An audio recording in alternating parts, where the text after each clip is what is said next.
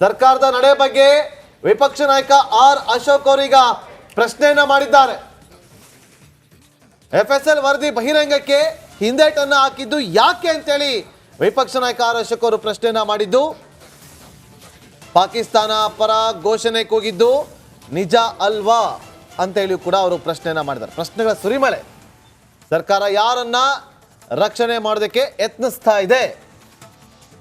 ಈ ಪ್ರಶ್ನೆಗಳು ಈಗ ವಿಪಕ್ಷ ನಾಯಕ ಆರ್ ಅಶೋಕ್ ಅವರಲ್ಲ, ಜನಸಾಮಾನ್ಯರು ಕೂಡ ಇದನ್ನೇ ಮಾಡ್ತಿದ್ದಾರೆ. ವರದಿ ಬಹಿರಂಗ ಮಾಡೋದಕ್ಕೆ ಯಾಕೆ ಹಿಂದೇಟು? ಯಾವ ಕಾರಣಕ್ಕೋಸ್ಕರ ವರದಿ ಬಹಿರಂಗ ಮಾಡಲಿಲ್ಲ? ಆರೋಪಿಗಳ ವಿರುದ್ಧ ದೇಶದ್ರೋಹ ಕೇಸನ್ನು ಹಾಕಬೇಕು, ದೇಶದ್ರೋಹದ ಕೇಸನ್ನು ಹಾಕಬೇಕು ಅಂತೇಳಿ ಈಗ ತಮ್ಮ ಅಧಿಕೃತ ಎಕ್ಸ್ ಖಾತೆಯಲ್ಲಿ ವಿಪಕ್ಷ ನಾಯಕ ಆರ್ ಅಶೋಕ್ ಅವರು ಪೋಸ್ಟ್ ಅನ್ನ ಮಾಡಿದ್ದಾರೆ. ಎಸ್ ರಾಜು ಅವರೇ, ನಾನು ಪ್ರಶ್ನೆ ಕೇಳ್ತಾ ಇದ್ದೆ ನೋಡಿ. ಇವತ್ತು ಗೃಹ ಸಚಿವರು ಬೆಳಗ್ಗೆ ಮತ್ತೆ ರಿಪೀಟ್ ಮಾಡ್ತೀನಿ, ಬೆಳಗ್ಗೆ ಒಂದು ಮಾತು ಹೇಳ್ತಾರೆ, ಆ FSL ವರದಿ ಏನು ಬಹಿರಂಗ ಆಯ್ತಲ್ಲ, ಅವ್ರಿಗೆ ರೈಟ್ಸ್ ಇದೆಯೋ ಇಲ್ವೋ ಬಹಿರಂಗ ಪಡಿಸೋದಕ್ಕೆ ನಾವು ಅವ್ರ ಮೇಲೆ ಕ್ರಮ ಜರುಗಿಸ್ತೀವಿ. ಹಂಗ್ ಕ್ರಮ ತಗೊಳಂಗಿದ್ರೆ ಪ್ರಿಯಾಂಕ್ ಖರ್ಗೆ ಅವ್ರ ಖಾಸಗಿಯ ನಡೆಸಿದ್ರಲ್ಲ, ಅವ್ರ ವಿರುದ್ಧನೂ ಕ್ರಮ ಕೈಗೊಳ್ಳಿ ರಾಜು ಗೌಡ್ರೆ ಅಲ್ವಾ? ಅಲ್ಲ, ಮೊದಲನೇದಾಗಿ ನಾನು ಇಲ್ಲಿ ನೋಟಿಸ್ ಮಾಡ್ಬೇಕಾದಂಥ ಪಾಯಿಂಟ್ ಏನಂದರೆ, ಸರ್ಕಾರ ಜಾಣ ಕುರುಡನ್ನು ಪ್ರದರ್ಶಿಸ್ತಾ ಇದೆ. ಯಾವ ರೀತಿ ಅಂದರೆ, ಅಲ್ಲಿ ಹೆಣ ಬಿದ್ದಿದೆ, ಹೆಣ ಬಿದ್ದಿದೆಯಾ? ಅಲ್ಲಿ ಬಿದ್ದಿದೆಯಾ? ಅದು ಹೆಣನೋ ಟೆಸ್ಟ್ ಮಾಡೋಣ, ಒಂದು ವಾರ 15 ದಿನ ಟೈಮ್ ಕೊಡಿ, ಆಮೇಲೆ ನೋಡೋಣ ಅದು ಬದುಕಿದೆಯಾ, ಅದು ಕುಳ ಬೀಳುತ್ತಾ ಇಲ್ವಾ ಟೆಸ್ಟ್ ಮಾಡೋಣ, ಆಮೇಲೆ ಮಾತಾಡೋಣ ಅನ್ನೋ ಮಟ್ಟಕ್ಕೆ ಸರ್ಕಾರದ ಜಾಣ ಕುರುಡು ಮೊದಲನೇದಾಗಿ. ಎರಡನೇದು, ಇವ್ರಿಗೆ ಪ್ರಮೋಷನ್ ಬೇಕು ಅಂದಾಗ ಮಾಧ್ಯಮಗಳು ಬೇಕು, ಇವರ ವಿಚಾರಗಳನ್ನ ಜನತೆಗೆ ತಲುಪಿಸೋಕ್ಕೆ ಮಾಧ್ಯಮಗಳು ಬೇಕು, ಇವರ ಆಟೋಪಗಳನ್ನ ಜನತೆಗೆ ತೋರಿಸ್ಲಿಕ್ಕೆ ಮಾಧ್ಯಮ ಬೇಕು, ಇವರ ಪ್ರಮೋಷನ್ಸ್ಗೆ ಮಾಧ್ಯಮ ಬೇಕು. ಆದರೆ ಮಾಧ್ಯಮ ಈ ದೇಶದ ಅಸ್ಮಿತೆಯ ವಿಚಾರ ಚರ್ಚೆ ಮಾಡಕ್ಕೆ ಬಂದಂಥ ಸಂದರ್ಭದಲ್ಲಿ ಮಾಧ್ಯಮಗಳು ಹುಚ್ಚರು, ಬೆಪ್ಪರು, ತಲೆ ಕೆಟ್ಟಿದೆಯಾ ನಿಮಗೆ? ಈ ಥರ ಪ್ರಶ್ನೆಗಳು ನಮ್ಮ ಕಾಂಗ್ರೆಸ್ ಪಕ್ಷದ ಕೆಲವು ಲೀಡರ್ಸ್ಗಳು ಮಾಡಿದ್ದಾರೆ. ಆಯಿತು, ಸರಿ, ನೀವಿಷ್ಟೆಲ್ಲ ಮಾತಾಡಿದ್ರಲ್ವಾ, ತದನಂತರ ಎರಡನೇ ಪ್ರಶ್ನೆಗೆ ಬರ್ತೀವಿ. ಮಾಧ್ಯಮದವ್ರು ಮಾರನೇ ದಿನ ಪ್ರಶ್ನೆ ಮಾಡಿದಾಗೂ ಅಷ್ಟೇ ನೀವು ಸಮಾಧಾನದಿಂದ ಉತ್ತರ ಕೊಡಿ. ಈಗ ನಮ್ಮ ಕಡೆ ಯಾವಾಗಲೂ ಒಂದು ಗಾದೆ ಮಾತು ಹೇಳ್ತಾರೆ, ಕೈಲಾಗ್ದವನು ಮೈ ಪರ್ಚ್ಕೊಂಡ ಅಂತ. FSL ವರದಿ ಬರೋಕ್ಕೂ ಮುಂಚೆನೆ ನಾವು ಪ್ರಶ್ನೆ ಮಾಡಿದಾಗ, ಹೌದು ಸ್ವಾಮಿ ಇದು ಹಿಂಗಿದೆ, ನೋಡೋಣ ಬರಲಿ ಮಾತಾಡೋಣ ಅನ್ಬೋದಿತ್ತು. ಖರ್ಗೆ ಅವರು ಒಂದು ಜವಾಬ್ದಾರಿಯುತವಾದ ಸ್ಥಾನದಲ್ಲಿ ನಿಂತಿರುವಂಥವ್ರು, ಯಾರೋ ಆಡೋ ಹುಡುಗ ಅಲ್ಲ. ಯಾರೋ ಚಿಕ್ಕ ಹುಡುಗ ಮಾತಾಡಿದ್ರೆ ಬಿಡಪ್ಪ, ಅದನ್ನೇನೋ ಒಂದು ಕನ್ಸಿಡ್ರೇಷನ್ಗೆ ತಗೊಳ್ಳಲ್ಲ.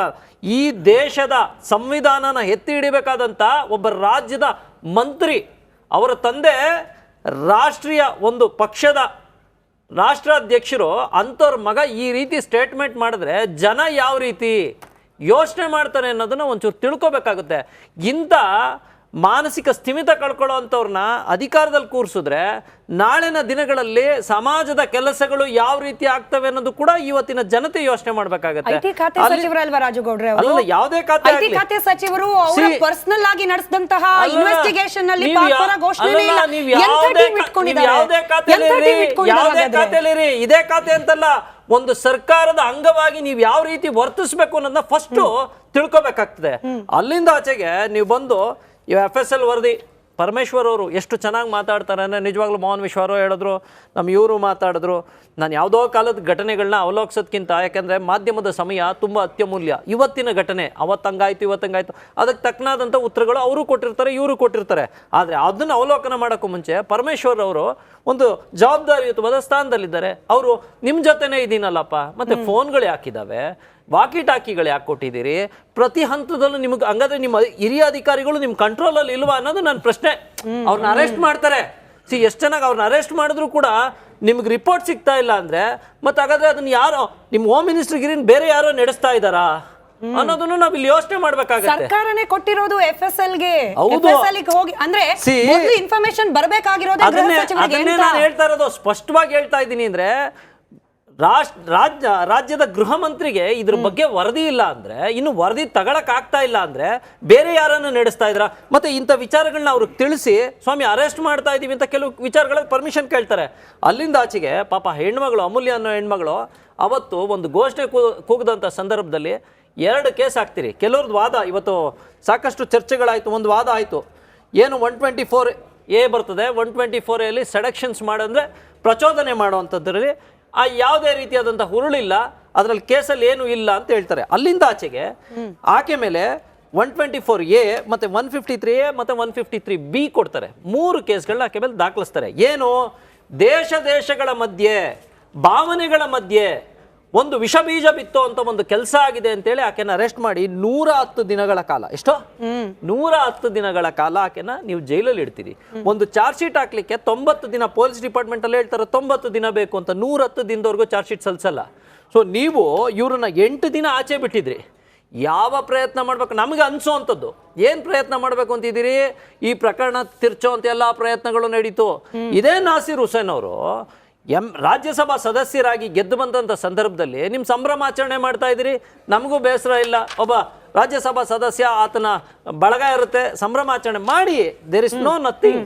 ಆದರೆ ಪಾಕಿಸ್ತಾನ ಜಿಂದಾಬಾದ್ ಅಂತ ಘೋಷಣೆ ಕೂಗ್ದಂಥ ವ್ಯಕ್ತಿಗೆ ನೀವು ಅಟ್ಲೀಸ್ಟ್ ಒಬ್ಬ ಈ ರಾಜ್ಯದ ಅಸ್ಮಿತೆನ ಉಳಿಸೋ ಅಂತ ಒಬ್ಬ ನಾಯಕನಾಗಿ ಅವನ್ ಹಂಗಂದಿದ ತಕ್ಷಣ ನೀವು ತಿರುಗಿಸಿ ಯಾಕಪ್ಪ ಹಿಂಗ್ ಕೂಗಿದೆ ಅಂತ ಕೇಳ್ಬಿಟ್ಟಿದ್ರೆ ನಿಜವಾಗ್ಲೂ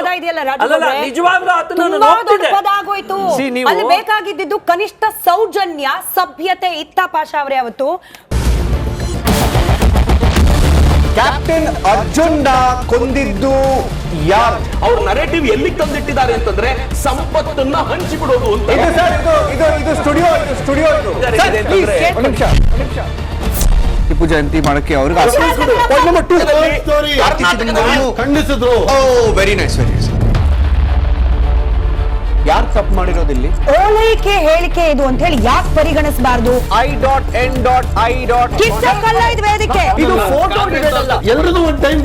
ನಿಮ್ಮ ಸಮಯ ಮುಗಿದಿದೆ. ಅವ್ರು ಹೇಳಕ್ಕಿಂತ ಮುಂಚೆನೆ ಹೇಗೆ ಪ್ರತಾಪ್ ಸಿಂಹ ಪಾಸ್ ಕೊಟ್ಟಿದಂತ ಆಗ್ಲಿ ಡಿಕ್ಲೇರ್ ಆಗೋಗಿತ್ತು ಅಂತ ನನಗೊಂದು ಡೌಟ್ ಬಂತು. ಸಾಕು ನಿಲ್ಸ್ರಿ, ಸಾಕು ನಿಲ್ಸಿ. ಕೆಟ್ಟ ಪದ ಬಳಕೆ ಕಾಂಬಿನೇಷನ್ ಇಟ್ಟಿಲ್ಲ ನಾವಿಲ್ಲಿ.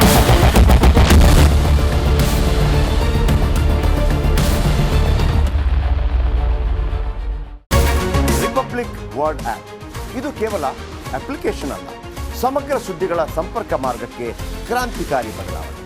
ರಿಪಬ್ಲಿಕ್ ವರ್ಡ್ ಆಪ್ ಕೇವಲ ಸುದ್ದಿ ಅಪ್ಲಿಕೇಶನ್ ಪರಿಚಯಿಸ್ತಾ ಇಲ್ಲ, ಬದಲಾಗಿ ಡಿಜಿಟಲ್ ಸುದ್ದಿ ಬಳಕೆಯ ಹೊಸ ಯುಗಕ್ಕೆ ನಾಂದಿ ಹಾಡ್ತಾ ಇದೆ. ಇದೊಂದು ಬ್ರೇಕಿಂಗ್ ನ್ಯೂಸ್, ಪ್ರಭಾವಶಾಲಿ ಕಾರ್ಯಕ್ರಮಗಳಿಗೆ ಗಟ್ಟಿಯಾದ ನ್ಯೂಸ್. ಇಲ್ಲಿ ಕೇವಲ ತಾಜಾ ಸುದ್ದಿ, ಅದರ ನೇರ ಪ್ರಸಾರ ಮತ್ತು ಚರ್ಚೆಗಳಿಗೆ ಮಾತ್ರ ಅವಕಾಶ. ರಿಪಬ್ಲಿಕ್ ವರ್ಲ್ಡ್ ಆಪ್ ಡೌನ್ಲೋಡ್ ಮಾಡಿಕೊಳ್ಳಿ. ಗೂಗಲ್ ಪ್ಲೇಸ್ಟೋರ್ ಮತ್ತು ಆಪಲ್ ಆಪ್ ಸ್ಟೋರ್ನಲ್ಲಿ ಲಭ್ಯವಿದೆ. ನಮಸ್ಕಾರ, ಕರ್ನಾಟಕ ಪ್ರೈಮ್ ಟೈಮ್ಗೆ ಸ್ವಾಗತ. ನಾನು ಜಯಪ್ರಕಾಶ್ ಶೆಟ್ಟಿ. ಇಡೀ ಕರ್ನಾಡು ಇವತ್ತು ರೆಬೆಲ್ ಆಗಿ ನಿಂತಿದೆ. ಈ ಹಗರಣಗಳನ್ನು ಸದನದಲ್ಲಿ ಪ್ರಸ್ತಾಪ ಮಾಡಲು ಕೂಡ ಕಾಂಗ್ರೆಸ್ ಹಿಂದೇಟು ಹಾಕಿದ್ದೇಕೆ? ನಿಮ್ಗೆ ಸಂಬಳ ಅದಕ್ಕೆ, ನಿಮಗೆ ವಾಹನ ಅದಕ್ಕೆ, ನಿಮಗೆ ವೆಪನ್ ಅದಕ್ಕೆ, ನೀವು ಅದನ್ನು ಸೆರೆ ಹಿಡಿಬೇಕಾಗಿತ್ತು. ನೀವು ವಿದ್ಯುತ್ ಬರ ಇದೆ ಅಂತ ಹೇಳ್ತಾ ಇದ್ದೀರಿ, ಎಲ್ಲಿ ಬರ ಇದೆ ನೀವು ಹೇಳಬೇಕು. ಪಾಕಿಸ್ತಾನ್ ಆಕ್ಯುಪೈಡ್ ಕಾಶ್ಮೀರ್ ಅದು ಎಂದೆಂದಿಗೂ ನಮ್ಮದು. 40 ಮೆಷಿನ್ಗಳು ತಂದಿತ್ತು ನೋಟ್ ಎಣಿಸುವುದಕ್ಕೆ, ಅದೇ ಹಾಳಾಯಿತು. ಮಥುರಾದ ಗಲಾಟೆ ಇದೆಯಲ್ಲ, ಅದು ಸ್ಥಳೀಯವಾಗಿ ಕೂತು ಪರಿಹರಿಸಬಹುದಾದಂಥ ಕಾನೂನಿದೆ. ಗ್ಯಾರಂಟಿ ಯೋಜನೆಯಿಂದ ನಷ್ಟ ಆಗಿದೆ, ಲಾಭ ಆಗಿದೆ, ದಯವಿಟ್ಟು ಹೇಳಿ. Dawood Ibrahim most wanted criminal ಯಾವಾಗಾದ ಅಂದರೆ ಇಲ್ಲಿ ತನಕ ಭಾರತ ದೇಶದಲ್ಲಿ ಓರ್ವ ದಲಿತ ಪ್ರಧಾನಿಯಾದಂಥ ಇತಿಹಾಸವೇ ಇಲ್ಲ. ರಿಪಬ್ಲಿಕ್ ವರ್ಲ್ಡ್ ಆಪ್ ಇದು ಕೇವಲ ಅಪ್ಲಿಕೇಶನ್ ಅಲ್ಲ, ಸಮಗ್ರ ಸುದ್ದಿಗಳ ಸಂಪರ್ಕ ಮಾರ್ಗಕ್ಕೆ ಕ್ರಾಂತಿಕಾರಿ ಬದಲಾವಣೆ.